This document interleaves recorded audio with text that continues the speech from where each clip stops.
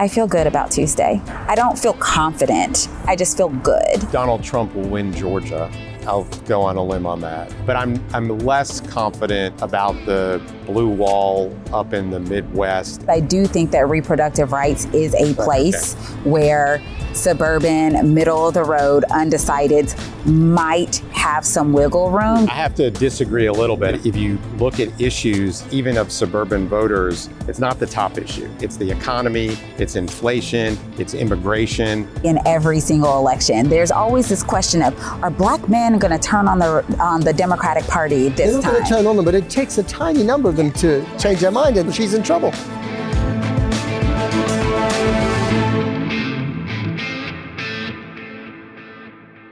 Welcome to the latest edition of the American Fourcast, this time from Atlanta in the great state of Georgia in the American South.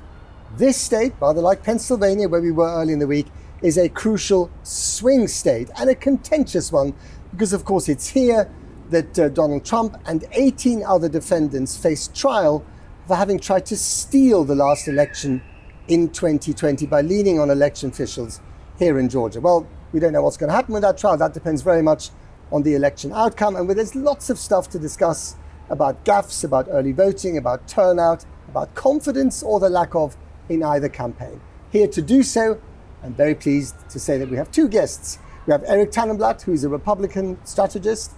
He's an academic and he used to work with Mitt Romney and with President George W. Bush, and Dr. Jasmine Clark, a Democrat and the Georgia State Representative. Welcome to you both.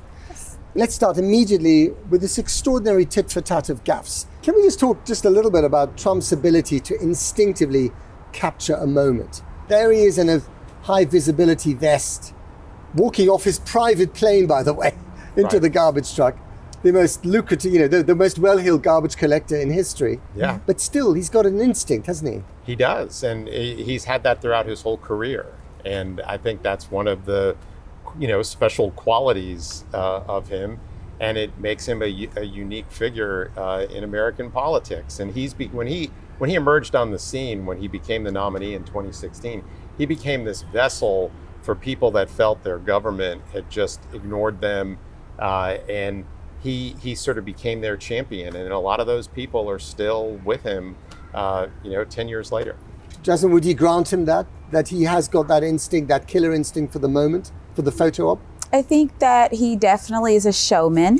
I mean, that's what he's been doing. A lot of people know him from the Apprentice. The Apprentice. Yeah, The Apprentice. It was The Apprentice. I can't believe you can't remember that. My goodness. You're fired. Yeah, you're fired. Exactly. I was gonna say. And so, I think he's always been a showman, but I think there are a lot of people that don't want to see a show. They want a president that is going to be authentic, and they want to be able to contrast between what's performance and what is presidential. Okay, so let's get to the latest gaffe, which is when Trump appeared on stage with that lovely orange vest, and he said, I will protect women. And the context was that his advisors had told him not to use that line.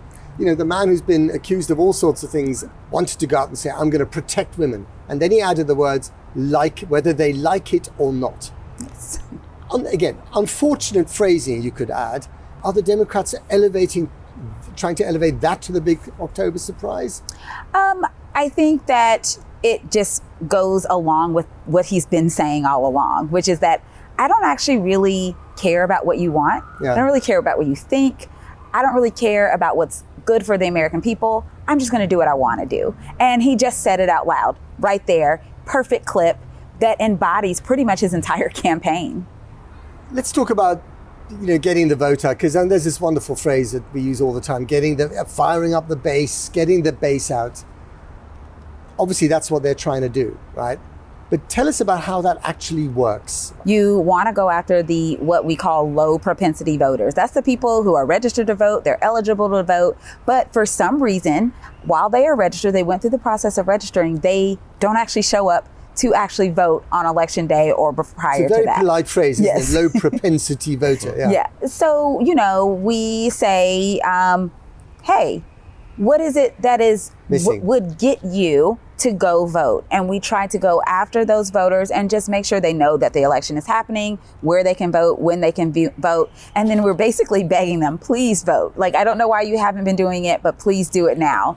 I think that's kind of the biggest group of people that we go after, because that is the group that really can move an election in one direction or another. Do Republicans have the same issue with their base? Yeah, I mean, I think it's the same thing. I think you have some people, though, that don't like the two choices. Campaigns have gotten a lot more sophisticated over the last several decades, where they're able to identify them, identify what their interests are, identify their relationships, and put all of those things you mentioned at play to try and get them out to the polls. And whether it's texting, phone calls, knocking on their door, even algorithms of what is coming across if you're a social media user on your Instagram or Facebook to motivate you to go to the polls. You know, then there's that group in the middle that are truly undecided, someone who goes to the polls all the time that just doesn't know what to do. And I will say that I think Vice President Harris is doing a better job trying to reach those people, where it seems like President Trump is just focusing on his base and those low propensity voters. And is the kind of abrasive language that he's been using, the insults, frankly, is that necessary to kind of jolt these people into activity? Fires up the base, yeah. He sees them as a fighter. And even the recent comments that you made were the comments he made about women. You know, he's made a concerted effort to go after male voters, and that, to his base, fires them up. Yeah. One of the things that happened in the last election cycle is President Trump at the time dissuaded his voters from voting early. And so they all turned out on election day. This time, he's taken a different approach, and he has encouraged his voters to vote early. So, and it's working. And it does seem to be working, but you just don't know until election day how many voters are going to turn out for him. You're nodding, Jasmine, but that's what worries you, isn't it, as a Democrat? I wouldn't say I'm worried. What I will say is this. He definitely has changed his tune since the last time he ran for office. And so he is encouraging people to come out and vote early. But voting early has been a part of the Democratic Party's strategy for a long time. And so, you know, while there might be an influx or like a bump in the number of Republican voters that are voting early, I do think that when it comes to the Democratic Party, we're not so much worried that it's going to, or it's really like tipping the scale that much. Now, we don't know what's going to happen until Election Day. And that's the whole thing about it. Most of these campaigns, they are pushing the gas, and Donald Trump has really reached out to the Republican base, the base of the party. But there's a huge group of moderate Republicans sitting in the middle that are trying to figure out, where do I fit in this election? And the Harris campaign has actively courted them, actively spoken to them, invited them even to possibly be a part of her administration if she were to win. So now, even if they're all showing up, we don't know who they're voting for. Eric, you're one of those, aren't you? You're not a Trump fan, but you're a Republican. I'm interested in where you fit in all this. I do think that the vice president, her messaging is such where she's trying to reach out to a broad audience. I do not necessarily think that there's been a lot of direct voter contact from the Harris campaign to those suburban, middle of the road, undecided Republicans. Right. Do you agree with that? So I was agreeing until he said suburban, middle of the road, undecideds, because I do think that reproductive rights is a place where suburban, middle of the road, undecideds might have some wiggle room to say, I'm open to hearing what you have to say about this, because this is something that is actually really important to me. And I do think that the Harris campaign definitely has elevated the reproductive rights issue in this election. And I do think, because we've seen it across the country, even in states that typically vote Republican, when you put abortion on the ballot, abortion is access to abortion, access to reproductive rights, the full slate of reproductive rights overwhelmingly wins, even in states where we're kind of worried because they would typically vote Republican. Yeah, I have to disagree a little bit. I do think that you can disagree a lot, by the way. No, but I do think that the vice president has effectively, talked about the reproductive. But I'm not sure that that's going to be the motivator for suburban voters or independent voters or former Republicans or more moderate Republicans, because Georgia, unlike other states, I mean, we passed. I know you didn't vote for it, but we passed a heartbeat bill. We're sort of a right of center state politically. And I think that if you look at issues, even of suburban voters, while to some people reproductive rights is an important issue, it's not the top issue. It's the economy, it's inflation, it's immigration. And some of those issues are more motivating. And now back to the vice president's campaign reaching out to those voters, I don't know that there's been a lot of direct contact. I think it's been more, messaging and commercials. And I wonder if the Democrats have boxed themselves into a bit of a corner by focusing on, the very big and important issue of democracy and autocracy versus democracy. Is Trump a fascist? Is he not a fascist? This is important stuff. We're watching this very closely in the UK, but it's an abstract issue. And the other one, of course, is reproductive rights. And what people, certainly my experience, what people really care about is, the price of gas, the price of groceries, is my job safe, all that stuff. And the feeling that a lot of these people, even if they don't like Trump, have is that she's just not addressing that. And that's still the problem. I think that's a core part of her message, though. And so sometimes it gets a little frustrating when I hear people say she doesn't have a policy on the economy. Like, she talks about the economy. They say, oh, she doesn't have a policy on the border. She talks about the border. There are all these things that she talks about, but they don't make the clips. What makes the clips is when Joe Biden gaffes, or when, Donald Trump wears a garbage thing and gets into a garbage truck. I do think it is a part of her platform. It's a part of her policy. It just doesn't get the same airtime. And this brings me to a key question in all this. At the end of the day, if you boil this election down to a kind of, a sharp double espresso, this is an election about Donald Trump, not about Kamala Harris. You either hate him and you vote against him, or you love him and you vote for him. But there's more Trump love than there is Kamala love. There's a lot more Trump hatred than there's Kamala hatred. And that's a problem for you guys. I would disagree with that. And the only reason I would say if we were still talking about a Biden versus Trump election, I would agree that there would be a lot more of that.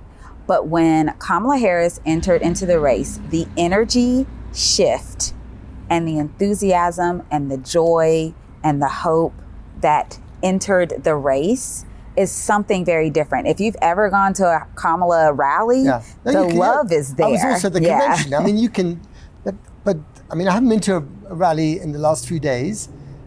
The convention was extraordinary. I get the impression, correct me if I'm wrong, or maybe not, but that there's sort of some of that momentum and joy has fizzled. No, she just had a rally in DeKalb County just this week. And in that rally, the line to get in that rally was over a mile long. Yeah. I know people who stood in that line and did not get in. They did not make it in. The enthusiasm is still very much there. And we're talking just in Georgia. We're seeing that every time she rallies. I just want to talk briefly about the gender gap, not so much in terms of messaging, but also just getting people out to vote. Republicans making a mistake by going for the male vote here, which they seem to be courting more than the female vote, because apparently, traditionally, it's more difficult to get men to actually go to the polls and vote. Eric. Yeah, well, I don't know that they're necessarily making a mistake going after male voters, because I think Donald Trump appeals to them.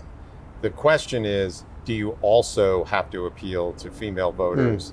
And that's why there's been some criticism that there hasn't been enough appeal. Now, again, I go back to what I said earlier, that every state's different. We have a lot of conservative women outside of rural in rural Georgia that they're very enamored with President Trump, and he motivates them. So I don't think it's black or white. I think there's a lot of gray area. Yeah, Jasmine?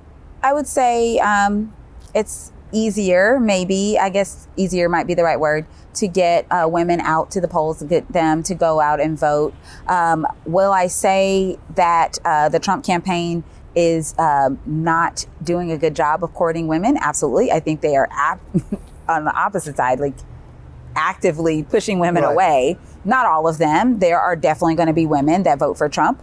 In the last election, there were lots of women that voted for Trump. So it's not that, not talking to women is going to mean that zero women are going to vote for Trump. But what I will say is that I think it's important for campaigns to reach out to everyone. But when we talk about strategy, think about it from this perspective. Where do you have room to grow? So if the women are already turning out, then that, of course, you want to make sure that they turn out and you want to make sure that they're going to vote for you. Yeah. But if men aren't turning out, then you have a group of people that you could potentially get off the couch and bring to the polls that were not even being calculated in your projections of who's going to vote. And the margin in Georgia, which has 16 electoral college votes, so it really matters.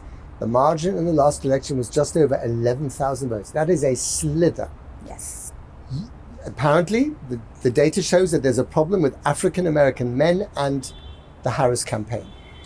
I think what is the Harris campaign doing to make sure that African-American men turn out to vote for her, not for Trump? She's actually directly speaking to them. So I think this is a narrative that we see in every single election. There's always this question of, are black men going to turn on the Democratic Party this time? They're not going to turn on them, but it takes a tiny number of them to change their mind, and he's in trouble. She's in trouble. But because of this narrative, I think it's not one that to be ignored. So because of this narrative, she has directly reached out to them. She's actually going on the platforms that are normally watched by black men. And she has actually put out a platform specifically catered to black men. And, who's to say how this is going to play out when it comes to the election? But is she actually speaking to them? Absolutely, she is. Eric, I'm just curious about your own position. So you worked for Mitt Romney, you worked for George W. Bush, you worked for George H.W. Bush. How do you deal with some of the stuff that Donald Trump says? And is that enough to turn you off him? Well, you have to sort of separate out the policy from the personality. And, there were a lot of things that President Trump did when he was in office that I agreed with from a policy standpoint. Some of his personal behavior, I'm not of I don't like putting other people down, and I don't like any of that. And I wish he wouldn't do that. But as I look at this election, I have to sort of do the same thing. I have to separate the policy. And the challenge in this election is there are certain policies. I'm a conservative. I should probably say that. I think the Republican Party, the base of the Republican Party right now is Donald Trump. It's MAGA. And I'm more of a conservative, and some of the things that I have believed throughout my life, I haven't changed those views. I'm a fiscal conservative. I don't really understand why the proposal on tariffs, across the board tariffs. Now, some people around him, including the vice presidential nominee, will say, well, that's just part of the negotiating, the starting point. But I have an issue with that. Both candidates are talking about spending money like, removing taxes on tips, removing taxes on Social Security. Some of those things, all I see is you're driving up the debt, you're driving up the deficit. So I've got issues with both candidates. I'm a big supporter of what's going on in the Ukraine. And, some of the rhetoric coming out of the Trump-Vance campaign worries me. However, Donald Trump was president when we didn't have any conflicts like we have right now. I think what happened in Afghanistan and the way Americans were taken out of Afghanistan was a blunder, and I think it set the stage for what happened around the world. So I've got, there are things I like about him, and there are things that I'm, not sure about. So let's, in the final few minutes, let's bring it around to perhaps the most fundamental question, which is whether should he lose, will actually concede and accept the result, right? Because if you don't accept the result, if you don't have the peaceful transition of power, then you don't really have a functioning democracy. So let me ask you first, Jasmine, is that a genuine fear amongst Democrats in Georgia, where, as we've said before, the result was wafer thin? Donald Trump will say, no, I won this election. So I think there's a fundamental difference between the last time when there was not a peaceful transfer of power and this time. And the difference is Donald Trump is not the president right now. So why does that make a difference? Just because if he is not the president right now, the transfer of power isn't between Donald Trump saying, I refuse to leave. Right. It is going to basically be him shouting from the sidelines, no, I won, I won, I won, while Joe Biden hands the keys to Kamala Harris. Yeah. Now, that said, that doesn't mean that there is not a potential for violence and other things that can still happen when people feel angry because the rhetoric out there is, this was stolen from me again, this is fraudulent, and so there is that concern. But I'm not so much concerned about a replay of January 6th in the way it played out before because of who is president now. Eric, Trump seems to be rolling the pitch for a possible loss. I mean, he's in every single speech, he's saying, if we lose, it's because they would have stolen it from us again. Yeah, I don't necessarily agree with that, but I think he's probably conditioning, some of his supporters. But I do think that a lot of states, including here in Georgia, passed election reform. I think that a lot of the states, or I hope all of the states, have now, made sure that their election process is going to be run efficiently, effectively. And we have a judicial process. If people have a problem with something that happens and they want to challenge it, I mean, there are problems with every election. And there's a process for how you adjudicate those things.